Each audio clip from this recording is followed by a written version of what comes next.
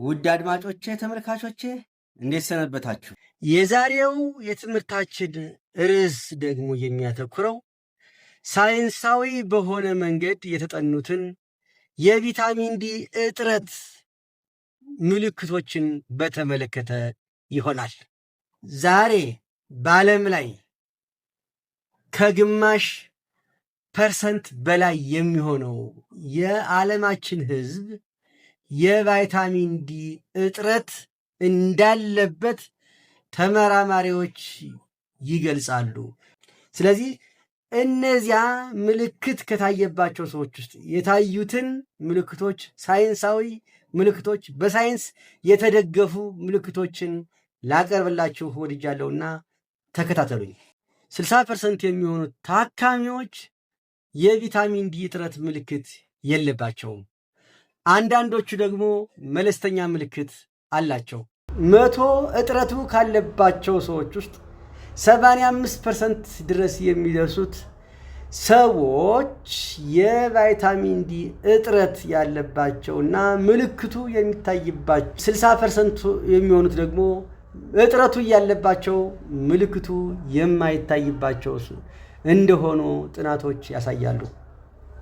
ስለሆነም ዛሬ የማቀርብላችሁ እነዚህን ምልክቶችን በተመለከተ ይሆናል። አንደኛው እና ዋናው ትልቁን ድርሻ የሚይዘው ድካም ነው፣ ፋቲግ ነው። እጥረቱ ካለባቸው ሰዎች ውስጥ 85% የሚሆኑቱ ድካም ይታይባቸዋል። ይህ ቀዳሚውና ዋናው ምልክት፣ ትልቁ ምልክት ሲሆን ጥንካሬ ወይም ብርታት ማጣት። ሁለተኛው ኃይል ማጣት ነው። እስከ 75% ድረስ ኃይል ያጣል። ስራዎችን ለመስራት፣ ስራዎችን ለማንቀሳቀስ፣ ሞራል፣ ኢነርጂ፣ አቅም ማጣት ይስተዋልባቸዋል።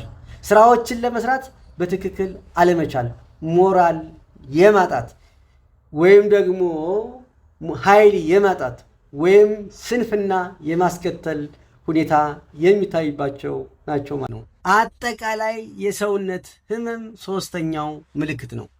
ይህ ከ20 እስከ 25% የሚደርስ የምልክት አይነት ሲሆን ወይም ደግሞ 50% የሚሆኑት ወይም ደግሞ ከ100 እጥረት ካለባቸው ሰዎች ውስጥ 50% ወይም 50ዎቹ የሚሆኑት አጠቃላይ የሰውነት ህመም ጀነራል ቦዲ ፔን አላቸው። ይህ ምልክት ብዙ ሰዎች ላይ የሚታይ የምልክት አይነት ነው። አጠቃላይ የሰውነት ህመም የሚያመኝን አላውቀውም የማለት፣ የሚያመኝን አልረዳውም የማለት፣ አጠቃላይ ሰውነቴ ይደክማል፣ አጠቃላይ ሰውነቴ ህመም ይስተዋልበታል ብለው የሚናገሩት ሰዎች ግማሽ ፐርሰንት የሚያሉ ናቸው። አራተኛው ምልክት የጡንቻዎች ህመም ነው። የጡንቻዎች ህመም ነው። ማስል ፔን ይባላል። ከ30 እስከ 70% ድረስ የሚሆነው እጥረቱ ካለባቸው ሰዎች ውስጥ ከ30 እስከ 70% የሚሆኑት ሰዎች የጡንቻ ህመም ይታይባቸዋል። ስጋዬን አመመኝ የሚሉትን እንደማለት ነው። አጠቃላይ የጡንቻ ወይም የስጋችን ህመም እንደማለት ነው።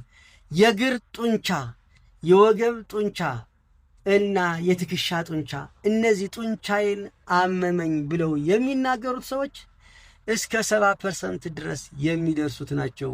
ወይም ደግሞ እጥረቱ ካለባቸው ሰዎች ውስጥ 100 ሰዎች ውስጥ 70ዎቹ የጡንቻ ህመም ይስተዋልባቸዋል። አምስተኛው ምልክት የጡንቻ መዛል ነው። የጡንቻ መዛል ነው። ማስል ዊክነስ፣ የጡንቻ መድከም ወይም መዛል ልንለው እንችላለን። ፎቅ መውጣት አለመቻል፣ ተራራ መውጣት መቸገር፣ ወንበር ይዞ ከወንበር ላይ መነሳት መቸገር፣ ከተቀመጡበት መነሳት መቸገር፣ መንቀሳቀስ መቸገር፣ በተደጋጋሚ ደግሞ መውደቅ፣ ሳያስቡት በተደጋጋሚ መውደቅ። እንዲያውም 20% የሚሆኑ ሰዎች በተደጋጋሚ ሳያስቡት ይወድቃሉ። መንቀሳቀስ የሚቸገሩ ሰዎች ዕቃ ይዞ የመነሳት እና ሌሎችም ምልክቶች የሚታይባቸው 30% የሚሆኑ ሲሆን በአጠቃላይ የጡንቻ መዛል የሚታይባቸው ከ100 እጥረቱ ካለባቸው 100 ሰዎች ውስጥ ከ40 ወይም ደግሞ እስከ 60 የሚሆኑት ሰዎች የጡንቻ መዛል ምልክት ይታይባቸዋል ማለት ነው። ወይም ደግሞ 60% የሚሆኑት ሰዎች የጡንቻ መዛል ይታይባቸዋል፣ ይስተዋልባቸዋል ማለት ነው። እነዚህ አራቱን ምልክቶች በዋናነት የሚያሟሉት ጡንቻቸው ሲዝል እንደሆነ። ሌላው የጡንቻ መሸማቀቅ ማስል ክራምፕ የሚባለው ነው። እሱም ማታ ማታ ጡንቻ ድንገት መሸማቀቅ ይፈጠራል። በተለይ ስራዎች ሲሰሩ፣ በተለይ ደግሞ ተኝቶ አልጋ ላይ የጡንቻ መሸማቀቅ ይፈጠራል። አንዳንድ ሰዎች እንደነገሩኝ በግብረ ሥጋ ግንኙነት ጊዜ በተለይ ወንዱ የጡንቻ መሸማቀቅ ይፈጠርበታል። ባት ወይም የጡንቻ መሸማቀቅ ሌላኛው ነው። በመጀመሪያው አካባቢ የጡንቻ መሸማቀቅ ጎልቶ የሚታይ። አጠቃላይ የጡንቻ መሸማቀቅ ከ30 እስከ 40% የሚሆኑት ሰዎች የጡንቻ መሸማቀቃቸው ይገጥማቸዋል፣ የጡንቻ መሸማቀቅ ይገጥማቸዋል ብለን ልንናገር የሚያስችል ጥናት አለ። ስለዚህ አድማጮች ተመልከቱ። 7ኛው ምልክት ድብርት ነው። የስሜት መለዋወጥ ይፈጠራል። ከ15 እስከ 45% ድረስ የሚደርሱ ታካሚዎች፣ በሽተኞች፣ ሰዎች እጥረቱ ያለባቸው ሰዎች ድብርት ይስተዋልባቸዋል፣ መጨጫን ይስተዋልባቸው፣ ሙዳቸው ይሰቀላል፣ ሙዳቸው ይወርዳል እና ሙድ የሚቆጣጠሩ ኬሚካሎች በዚህ ጊዜ አፌክትድ ስለሚሆኑ እስከ 45% የሚሆኑ ሰዎች ሙዳቸው ይሰረቃል፣ ሙዳቸው ይወርዳል፣ ስሜታቸው ይጎዳል፣ የድብርት ምልክት ይታይባቸዋል። የዚህ ምክንያቱ ደግሞ ቫይታሚን ዲ እጥረት ያለባቸው ሰዎች ወይም ቫይታሚን ዲ ሜላቶኒንና ሴሮቶኒን የሚባለውን ኬሚካል ሙድን የሚቆጣጠሩ ኬሚካሎች እነዚህ ሁለቱን የመቀነስ ኃይል ያለው መሆኑን ለማሳየት እወዳለሁ። በአጠቃላይ የጡንቻ ህመም ከሌሎች ህመሞች የበለጠ ከ2 እስከ 3 እጥፍ የመጠቃት እድል ያለው የጡንቻ ህመም ነው። ጡንቻን በተመለከተ መጀመሪያ ከአጥንትም ከሁሉም በላይ የመጠቃት እድል ያለው ጡንቻ ነው። ምክንያቱም ጡንቻ ውስጥ ነርቮች በብዛት ስላሉና ጡንቻ ውስጥ የቫይታሚን ዲ ተቀባይ ሴሎች ስላሉ በመጀመሪያ ደረጃ እነዚህ ስለሚጎዱና እነዚህ አፌክትድ ስለሚሆኑ ጡንቻ ከሌሎች የሰውነት አካላቶቻችን በላይ ከ2 እስከ 3 እጥፍ የመሆን ባለ እጥፍ የመጠቃት እድል አለው። 8ኛ የአጥንት ህመም ነው። የአጥንት ህመም ቦን ፔን ማለት ነው። የአጥንት ህመም ከ20 እስከ 60% የሚደርስ የአጥንት ህመም የሚስተዋል ሲሆን ውስጥ ድረስ ዘልቆ የሚሰማ ህመም ነው ማለት ነው።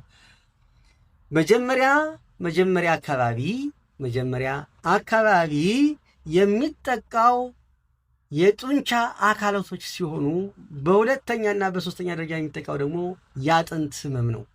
ስለዚህ ውስጥ ድረስ ዘልቆ የሚሰማ የህመም አይነት ሲሆን የአከርካሪ ህመም፣ ሽንጥ፣ ዳሌና ወገብ አካባቢ ህመሙ ይጨምራል። 9ኛ የመገጣጠሚያ ህመም ሌላኛው ምልክት ነው።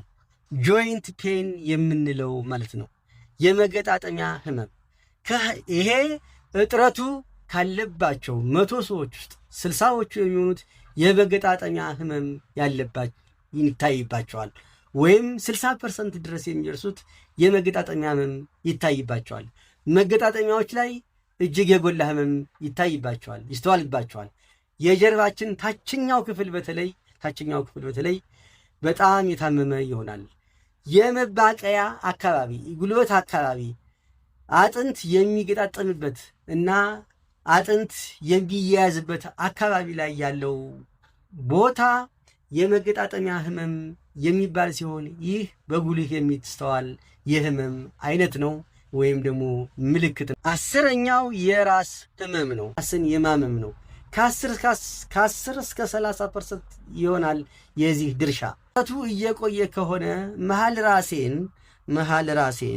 መሃል አናቴ እሳት ነደደብኝ፣ ያቃጥለኛል፣ አቃጥለኝ፣ ይበራብኛል፣ ያቃጥልብኛል እያሉ ደንበኞች የሚገልጹት የራስ ህመም ማለት ሲሆን ይህም በቫይታሚን ዲ የሚመጣ የራስ 11ኛው ምልክት የእንቅልፍ ችግር መከሰት ማለት ነው።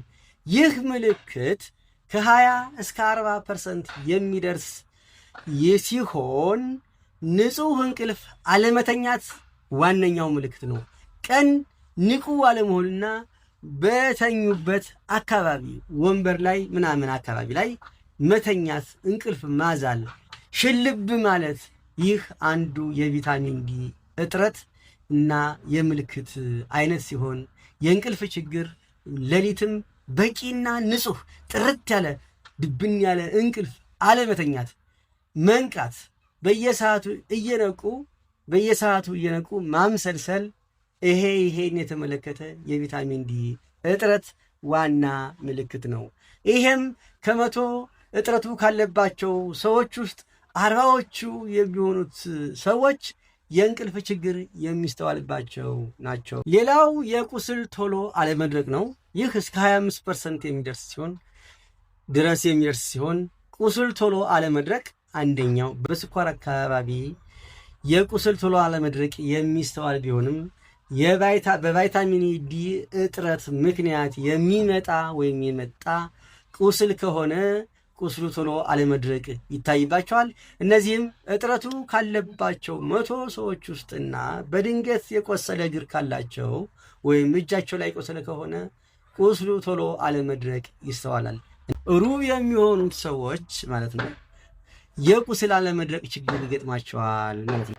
13ኛ የፀጉር መነቃቀል ነው። ከ5 እስከ 20% ይሆናል። የረጅም ጊዜ ጥረት ሲኖር በተለይ ወይም ደግሞ ለረጅም ዓመት ወይም ክሮኒክ ዴፊሽንት ሲሆን እና ደግሞ እጥረቱ ለረጅም ጊዜ የሚቆይ ከሆነ ፀጉራቸው መነቃቀልና መጎተት 14ኛ ማንቀጥቀጥ ነው። በሌሎች በሽታዎች የማንቀጥቀጥ ሁኔታ የሚታይ ቢሆንም ከ5 እስከ 15 የሚሆኑት ከ100 ሰዎች እጥረቱ ካለባቸው ውስጥ 15% የሚሆኑት ሰዎች የማንቀጥቀጥና ይታይባቸዋል ማለት ነው። በተለይ በአፋቸው አካባቢ፣ በእግራቸው አካባቢ፣ በአፍ ዙሪያ አካባቢ ይሄ የማንቀጥቀጥ ምልክት እና ሁኔታ ይታይባቸዋል ማለት ነው። ይህ ብዙ ጊዜ አይስተዋልም። 15% አካባቢ ነው። ነርቭን ከተስተዋለ ግን ነርቭን በቀጥታ ባያጠቃም በተዘዋዋሪ መንገድ ይጎዳል ማለት ነው። ይህ በካልሲየም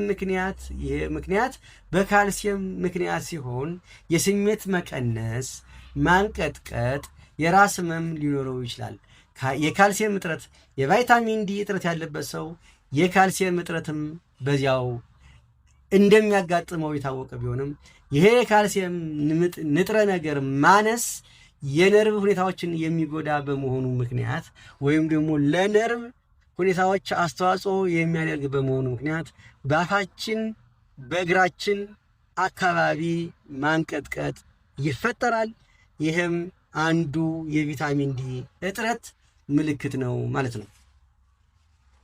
15ኛ በሽታዎች ማገርሸት ነው። በበሽታዎች ማገርሸት ነው። ሌሎች በሽታዎች ሲኖሩ፣ ሌሎች በሽታዎች ሲመጡ፣ ሌሎች በሽታዎች ሲከሰቱ እነዚያ በሽታዎች ቶሎ ቶሎ የማገርሸት ቶሎ ቶሎ የመምጣት መልሶ የመምጣት ሁኔታ የሚታይባቸው ሰዎች እስከ 35% ድረስ ይሆናሉ። በተለይ የመተንፈሻ አካላትን በተለይ ለኒሞኒያ የሚያጋልጥ ሲሆን የቪታሚን ዲ እጥረት በዋናነት ከነዚህ ውስጥ በተለይ የመተንፈሻ አካላትን በስፋት የሚያጠቃ ይሆናል ማለት ነው። የሳምባ ኢንፌክሽን፣ የሳምባ ምችን በተለይ ከ100 ሰዎች ውስጥ 35ቱ የሚሆኑት የቪታሚን ዲ እጥረት ካለባቸው 100 ሰዎች ውስጥ 35 የሚሆኑት በተለይ የመተንፈሻ አካላትን በተለይ ደግሞ ኒሞኒያ የሚባለውን የሳምባ ምችን የሚያጠቃ ይሆናል። ይህም አንዱ በበሽታዎች ማገርሸት የበሽታ ማገርሸት አንዱ ምልክትና ለሞትም የሚዳርግ የምልክት አይነት ነው ማለት ነው። 16ኛ መደንዘዝና ወጋ ማድረግ ማለት ነው። ጠቅ ማድረግ እንደ መርፌ ጠቅ ያደርገኛል። ስጋዬን እንደ መርፌ ጠቅ ያደርገኛል። ይህ ስሜት እስከ 10% የሚሆኑ ሰዎችን የሚያጠቃ ነው። እጥረቱ ካለባቸው ሰዎች ውስጥ 15 እስከ 10 የሚሆኑ ሰዎችን መደንዘዝና ወጋ ማድረግ ይከሰትበታል። እጥረቱ ሲከሰት ካልሲየም በመቀነሱ ምክንያት የሚከሰት መደንዘዝና ወጋ ማለት ሲሆን የመጨረሻውና የዛሬው ዋና ነገሮች እነዚህ ሲሆኑ የመጨረሻው ምልክት ይሄ 16ኛው ነው። መደንዘዝና ወጋ ማለት ሌላኛው 16ኛው የቪታሚን ዲ እጥረት ምልክት ነው። 17ኛው የቫይታሚን ዲ እጥረት ምልክቱ የወሲብ ፍላጎት መቀነስ ነው። ከወሲብ ፍላጎት ጋር ተያይዞ ሌሎች ነገሮች ታሳቢ የሚሆኑ ቢሆንም ነገር ግን በቪታሚን ዲ እጥረት ምክንያት የሚመጣ የወሲብ ፍላጎት መቀነስ ከመቶ እጥረቱ ካለባቸው ሰዎች ውስጥ ከ15 እስከ 25% የሚሆኑት የወሲብ ፍላጎት ይቀንሳል ማለት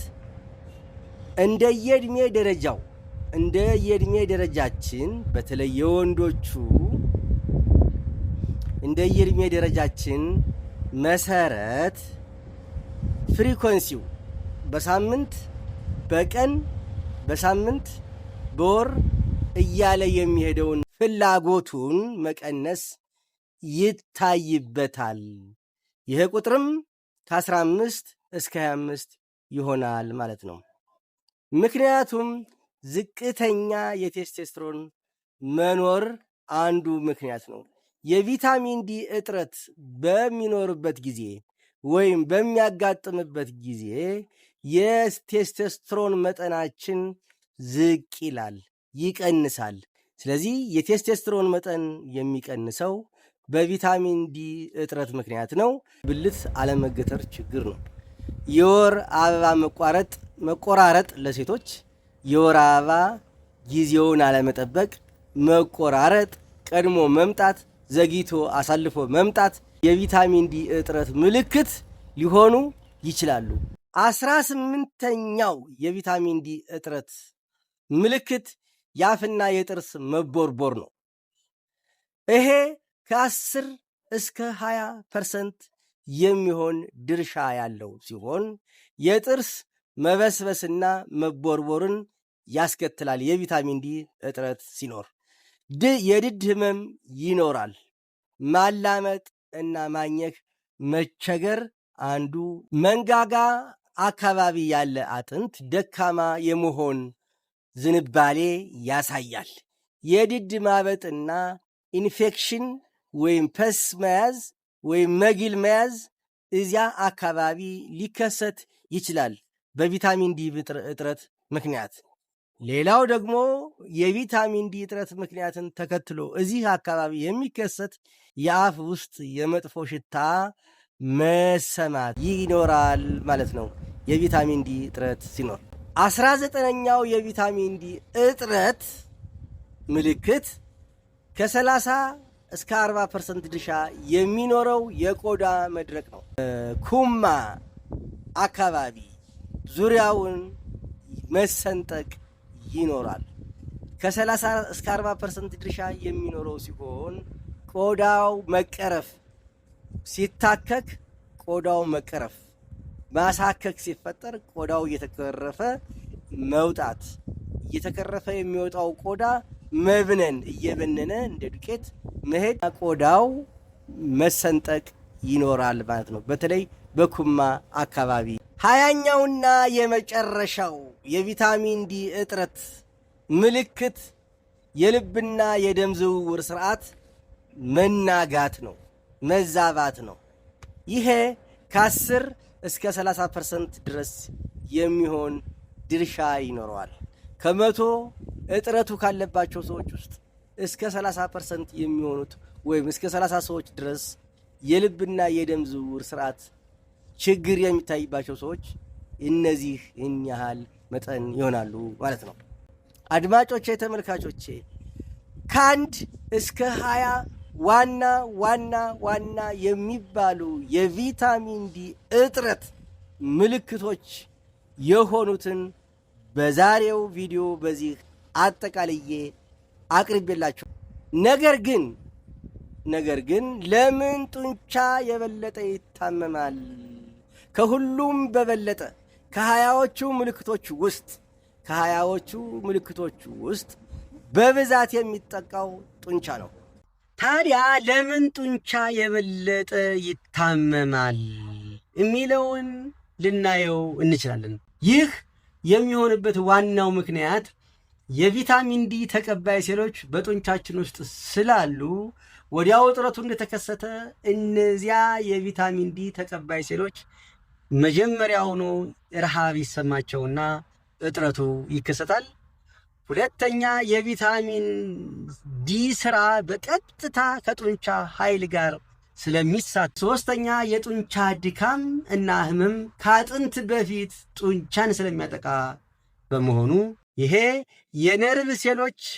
ሌላው አምስተኛው የነርቭ ሴሎች በብዛት ጡንቻ ውስጥ ስለሚገኙ እና በጡንቻ ውስጥ ስለሚያልፉ ጡንቻ ሲጠቃ ቫይታሚን ዲ ሪሴፕተር ሴሎች ሲጠቁ፣ ነርቭ በካልሽየም ምክንያት ሲጠቃ በተቀባይ ሴሎች ስለሚያንሱ ወይም ስለሚራጡ ቪታሚን ዲን ስለሚራቡ ጡንቻ በኃይለኛው ይጠቃል ማለት ነው። ፍሬ ነጥቦችን ስሜትና ምልክት የሚታይባቸው ሰዎች ቁጥር ከ40 እስከ 85% ድረስ የሚደርሱ ሲሆን ምልክት የማይታይባቸው ሰዎች ነገር ግን እጥረቱ ያለባቸው ሰዎች ደግሞ ከ40 እስከ 60% ይሆናሉ።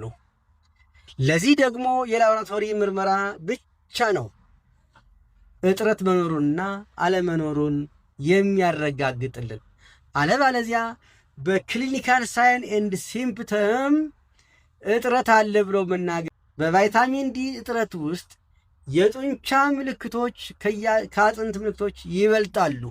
ምክንያቱም ቪታሚን ዲ በቀጥታ በጡንቻ ላይ ከፍተኛ ስራ ስለሚሰራ ማለት ነው።